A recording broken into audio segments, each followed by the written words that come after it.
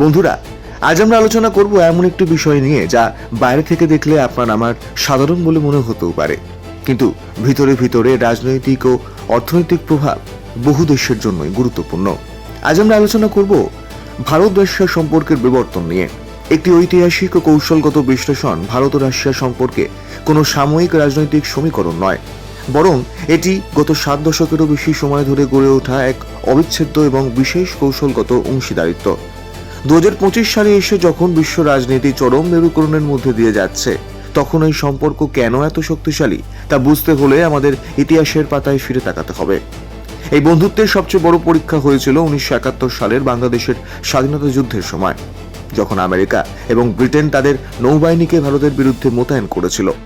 তখন তৎকালীন Soviet union, বর্তমান রাশিয়া, ভারতের সাথে শান্তি, মৈত্রী ও সহযোগিতার চুক্তি স্বাক্ষর করে এবং তাদের নিজস্ব সাবমেরিন ও যুদ্ধ জাহাজ পাঠিয়ে ভারতকে রক্ষা করে। সেই সময় থেকেই ভারতবাসীদের মনে রাশিয়া এক বিপদের বন্ধু হিসেবে নিজেদের জায়গা করে নিয়েছে।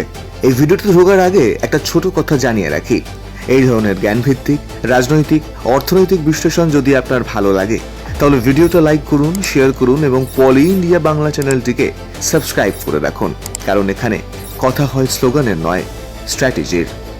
এর পরবর্তীতে কাশ্মীর ইস্যু থেকে শুরু করে পরমাণু পরীক্ষা, প্রতিটি আন্তর্জাতিক মঞ্চে রাশিয়া তার ভেটোর ক্ষমতা ব্যবহার করে ভারতকে সমর্থন দিয়েছে। প্রতিরক্ষা এবং মহাকাশ গবেষণার ক্ষেত্রে ভারত ও রাশিয়ার সহযোগিতা বিশ্বজুড়ে এক অনন্য উদাহরণ। ভারত আজ সামরিক দিক থেকে যে শক্তিশালী অবস্থানে রয়েছে, তার অর্ধেকেরও বেশি কৃতিত্ব রাশিয়ান প্রযুক্তির। সেই 70-80 দশকের MiG-21 থেকে শুরু করে আধুনিক সুখোই 30-এর MKI ফাইটার জেটের যৌথ উৎপাদন ভারতকে সামরিকভাবে স্বাবলম্বী করতে রাশিয়ার প্রযুক্তি হস্তান্তর করেছে, যা অন্য কোনো দেশ ভারতকে দিতে রাজি হয়নি।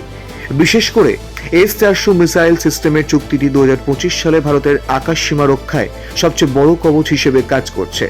শুধুই আকাশপথ নয়, জলের নিচে ভারতের পরমাণু শক্তি চালিত সাবমেরিন INS চক্র লিজ দেওয়া থেকে শুরু করে যৌথভাবে ব্রাহ্মোস মিসাইল তৈরি করা, যা বর্তমান বিশ্বের দ্রুততম সুপারসনিক ক্রুজ মিসাইল, এই সবকিছুই প্রমাণ করে যে রাশিয়া ভারতকে কেবল একজন খরিদ্দার নয়, বরং একজন বিশ্বস্ত অংশীদার হিসেবেই দেখে।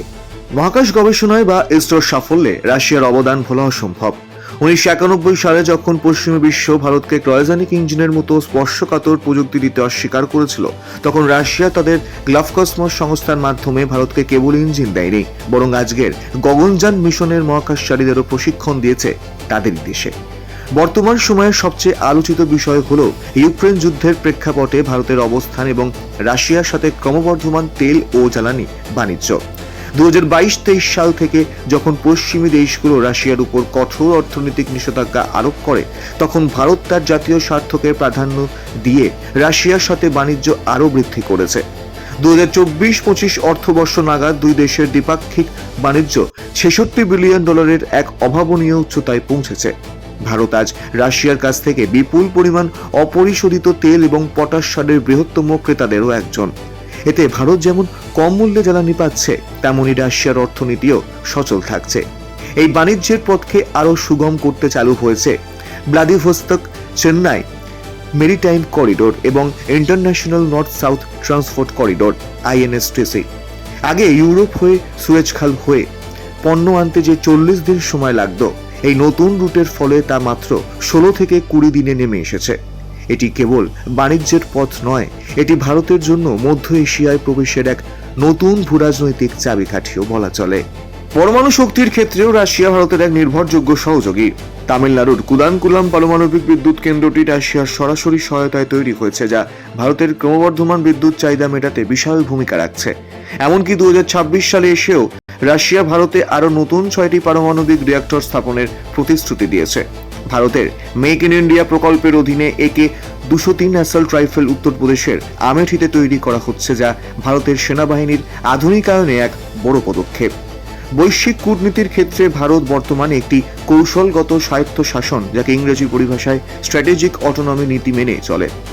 একদিকে ভারত আমেরিকার সাথে কোয়াড এবং প্রতিরক্ষা চুক্তিতে যুক্ত, অন্যদিকে রাশিয়াও চীনের সাথে ব্রিক্স এবং সাংহাই কোঅপারেশন অর্গানাইজেশন SCOর মতো গুরুত্বপূর্ণ জোটেও সমান সক্রিয়। ভারত জানে যে রাশিয়ার সাথে বন্ধুত্ব ছিন্ন করার অর্থ রাশিয়াকে পুরোপুরি চীনের বলয়ে ঠেলে দেওয়া, যা ভারতের নিরাপত্তার জন্য হুমকি স্বরূপ হয়ে আসতে পারে। তাই শত চাপের মুখেও ভারত প্রমাণ করেছে যে পুরনো বন্ধুত্বের হাত ছেড়ে দেওয়া তাদের সংস্কৃতি বা রাজনীতির অংশ নয়। এই অবিচ্ছেদ্য মৈত্রী আগামী দিনেও দক্ষিণ এশিয়ার শান্তি ও বিশ্ব রাজনীতির ভারসাম্য রক্ষায় এক প্রধান স্তম্ভ হিসেবে কাজ করবে। যাই হোক, পরিশেষে সেই একই কথা বলতে হবে, এই ভিডিওটা যদি তথ্যপূর্ণ মনে হয় তাহলে লাইক করুন, শেয়ার করুন এবং পলি ইন্ডিয়া বাংলা চ্যানেলটিকে সাবস্ক্রাইব করতে কিন্তু ভুলবেন না। কারণ এখানে আমরা শুধু খবর বলি না, আমরা খবরের পিছনের রাজনীতি এবং অর্থনীতিরাও বোঝার চেষ্টা করি এবং আপনাদের সামনে তুলে ধরি। তাহলে আসি, জয় হিন্দ, জয় ভারত।